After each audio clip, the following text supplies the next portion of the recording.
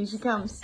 Introduce. So today I'm here to demonstrate a wall roll, a spine roll. It's all about creating articulation through the spine. If you have articulation in the spine, your body's going to feel amazing.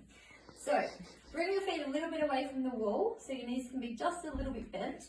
You feel the sacrum, the flat bit at the back of your pelvis on the wall, just at the bottom of the sacrum, so more sort of the tailbone, the bottom of the spine, back of the ribs connect around shoulder blade height, and if you can reach the head as well. If it feels like too much of a strain or the chin ends up going up, then don't worry about the head for now.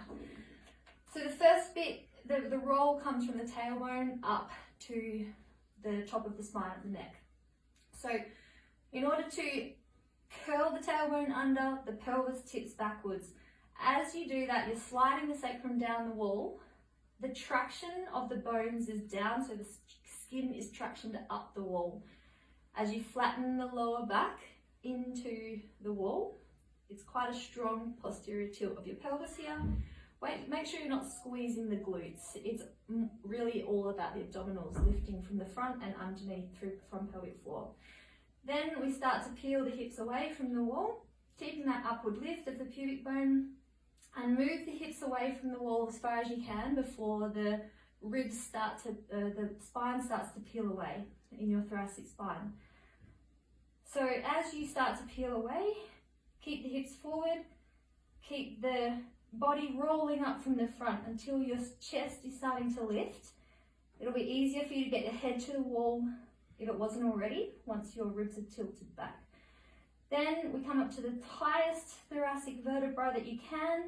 Once you get there, you're going to press into the back of the head and start to roll up the back of the head so you can lift the chest higher to the ceiling and feeling an opening in the back of your neck.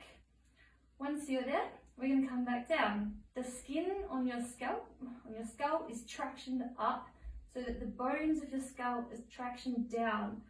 Here we try to open up the space in the back of the neck before the thoracic vertebra, the highest thoracic vertebra, or maybe C7, touches the wall, and then keep that downward traction of the bones to pull the tissues up the wall, creating maximum space between the vertebra as you segmentally articulate back down. The hips are still away from the wall, and we slowly bring the back of the ribs towards the wall, one by one from top to bottom, where they'll still lengthen through the lower back by keeping the pelvis posteriorly tilted, lowering down, then the sacrum comes back to the wall.